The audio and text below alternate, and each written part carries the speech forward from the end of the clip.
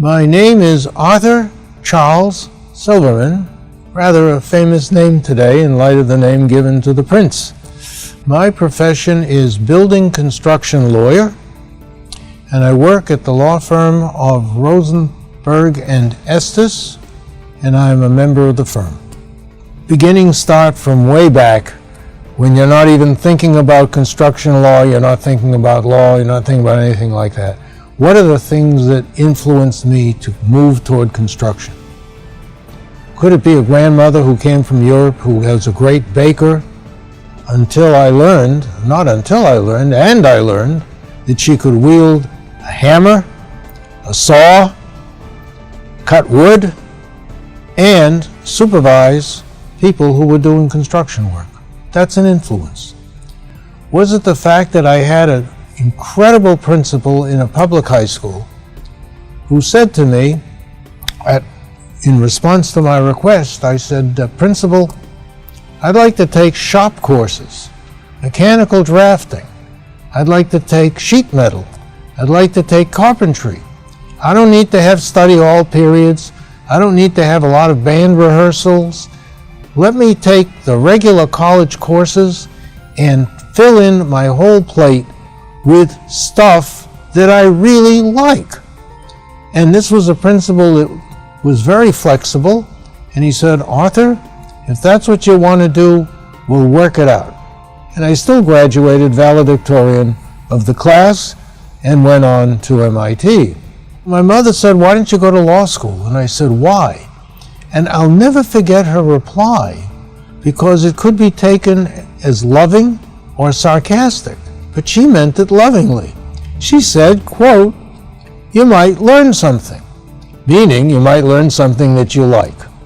And that's exactly the way it worked out. There were three circumstances that I point to that had a great influence in the direction.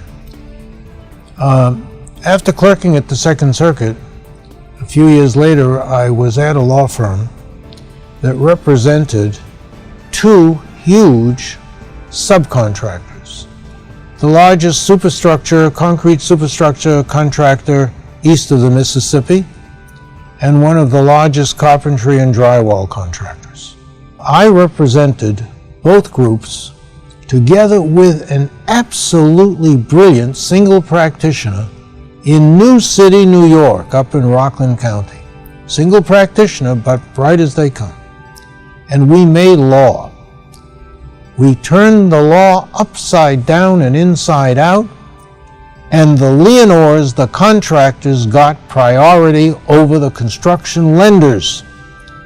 And we collected for each contractor 125% plus interest. Then there came a point that I was on the board of a Jewish parochial school in Manhattan. And they needed a new high school. And there was a college that was insolvent itself on East 78th Street between Park Avenue and Madison Avenue. The head of the construction company for the division that was building the school was a gentleman by the name of Peter Lira. And he had a partner in that company, which was called Morse Diesel and was owned by Carl Morse. Peter Lira had a partner, Gene McGovern. And I was a pretty tough guy.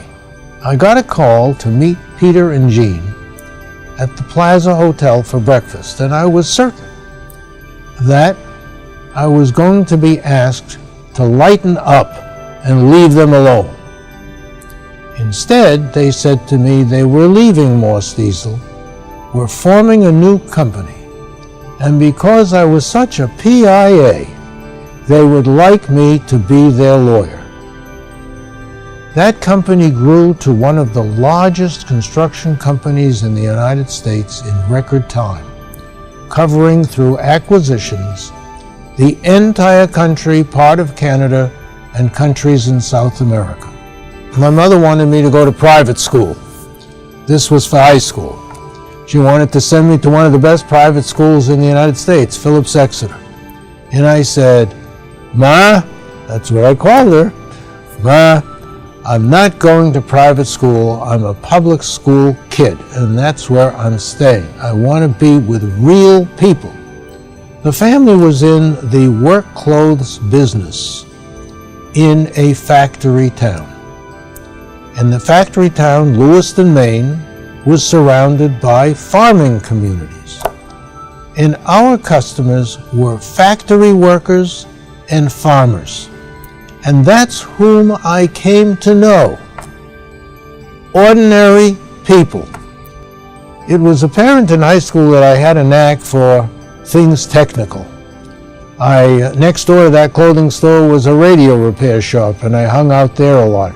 And I entered Maine State science fairs and did well with projects in microwave transmission, which today doesn't sound like much because it's so common, but back then was cutting edge. My mother said to me, she heard about this program for high school kids at Northwestern University. And she said to me, Arthur, remember, this is New England, no R's in the word Arthur. It's Arthur. Arthur, you're going to Northwestern University for this summer course. And so I took my first plane flight from Portland to Boston, Portland, Maine to Boston, and a big, long flight from Boston to Chicago. I'd never been on a plane in my life. And I found myself at Northwestern University in an engineering program for high school students, where I roomed with a young man from Haverhill, Massachusetts, who would later become my roommate at MIT. I applied to 10 colleges, certain I would never get into MIT, and I needed a lot of backup schools because I was a little nervous, so I had a lot of backup schools, and I got into MIT and found myself there rooming with the fellow that I had roomed with at Northwestern University. I would have to say there's no one thing that was a singular great achievement. There were a lot of things that influenced what I did, how I did. When I clerked at the Second Circuit Court of Appeals, I asked the Chief Judge, now deceased J. Edward Lombard, would he sponsor me for admission to the bar in New York? And he was so happy to do so, and I have that entire application to become a lawyer. At that time, that was a great achievement. The Chief Judge of the Second Circuit Court of Appeals, one of the best federal courts in the nation, sponsoring me for admission to the bar. Earning my degrees in 3 areas: law, industrial management, engineering. It's an achievement. Participating on the legal side and advisory side in building one of the largest construction companies in the United States. And I take great pride in the fact that the company that Lend-Lease was and bought was a company which on the legal and advisory side I helped create. And I'm very proud of that. It's an achievement to meet and marry an incredible woman. That's an achievement. How did I meet her? I met her when she was 15 years old at a music festival in Maine, where I saw this, in today's words, cute chick with a violin under her arm. And I ended up speaking at her Sweet 16 party in Portland, at which her mother, her father, and her grandmother said to her, keep yourself in his sight because we think there's a future for him in your life. Now, I don't know what the achievement is. Was the achievement that I gave a speech at a Sweet 16 party? I have no idea. I don't think of it as achievement. But I think as an achievement that I met a wonderful woman, married her, and we've been married for 57 years. I think of it as an achievement that we have 2 wonderful children, 2 sons, who each married the most fabulous women, and each of them has 4 children, who are also the 8 grandchildren. Fabulous. It is an achievement when a person comes from an all-Caucasian town like Lewiston, Maine, and you come to New York and you discover that there are Hispanics, there are blacks, there are Asians, there are Jews, there are Muslims, there are Christians, there are non-believers. You get to know them. You get to realize that everyone is a human being just like you. And the variety and the differences all come together in a wonderful, wonderful melting pot.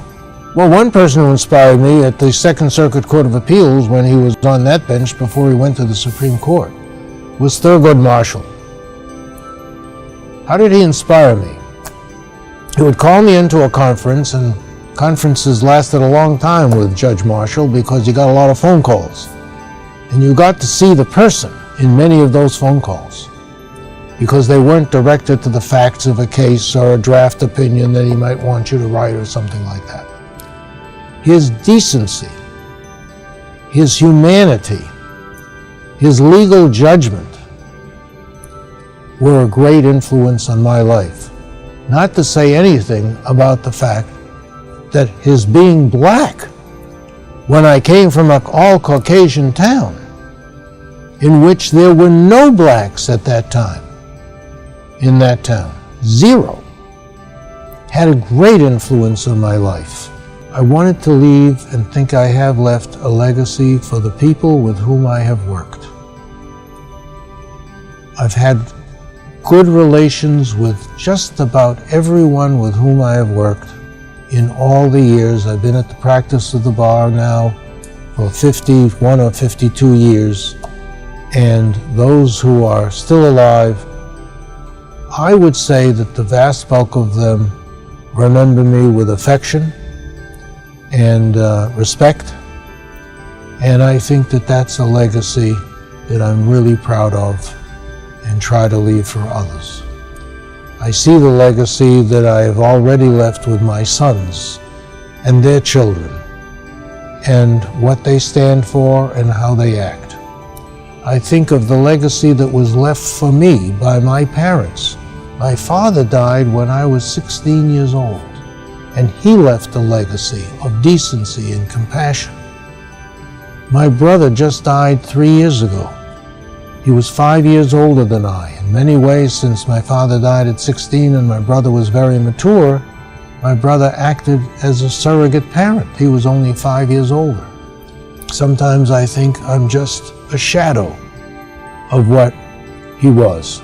Those are legacies from and to.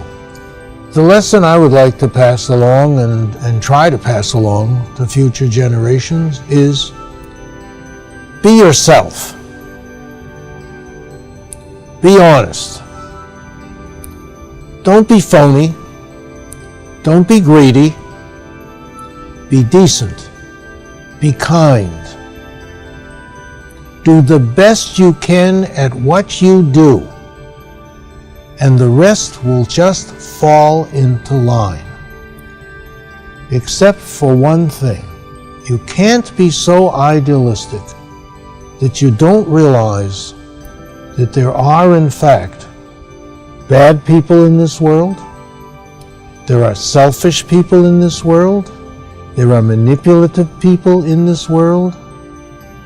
Be on guard against them and cast them out of your life. My sons would say, the best thing you can do with Pops is leave him alone. He'll work out just fine. Don't try to push him in one direction or another. But if you think that it would help to push him in one direction or another, make sure that you put it to him in a way that will make him want to do it. And then he'll go to bat for you all the way. I would like to be remembered as a person who was decent, kind, generous, always available to give advice, sometimes good advice, sometimes I must say not such good advice, but advice that I believe to be the right advice, not shy about giving advice. What I found when I worked in my father's clothing store is that the farmers and the factory workers often had far more wisdom than the PhDs. And a lesson for today that keeps being driven home to me with each passing year is that intellectual elitism does not necessarily yield wisdom. In fact, it often leads you astray from wisdom.